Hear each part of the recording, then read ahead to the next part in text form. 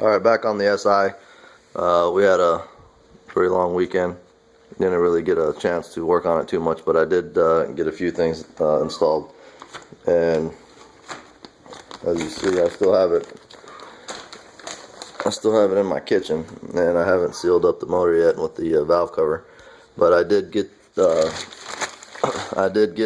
head installed and all the valve train installed.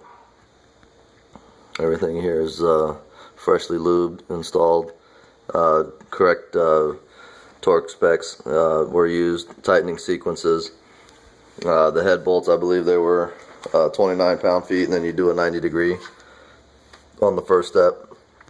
I'm sorry, first step is the 29 pounds. Second step would be a 90 degree, and then on the third step and final step is another 90 degree. And if you are using brand new head bolts, then you would do a fourth step with an additional 90 degrees. I've got the timing components all installed. Everything's lined up, top dead center. There's a I don't know if you can see it, but there's a black marker right here on the chain. Lines up with this arrow. On the other cam, there's another black marker here. Lines up with this dot. And then there's also two lines that are supposed to be facing each other on the cams there, and that's all lined up.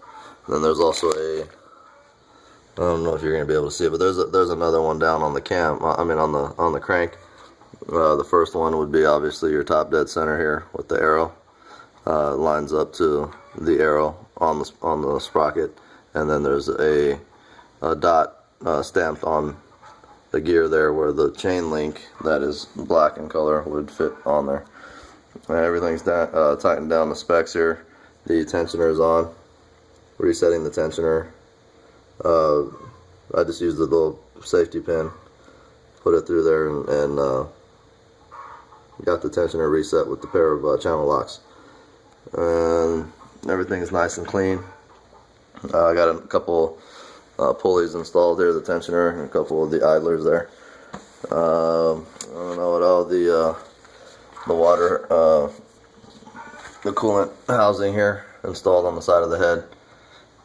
And I believe that is all that I did. Next thing we're going to do is we're going to go ahead and put the the valve cover on. We're going to put the intake manifold, clean that up, and put that on. And then the exhaust side, we're going to put the exhaust manifold on, and then there's a heat shield that covers the exhaust manifold, and that's going to go on as well. But very first of all, that's going to probably go on is going to be, or it's definitely going to go on first, is going to be the timing chain cover, and that is this boy right here. That would be that timing chain cover right there. It's going to go on there, and we're going to use the Honda silicone, the Honda HT, the Honda Bond. Real good stuff. And I wouldn't use anything else on an aluminum mating surface like that. Alright, we'll see you on the next video.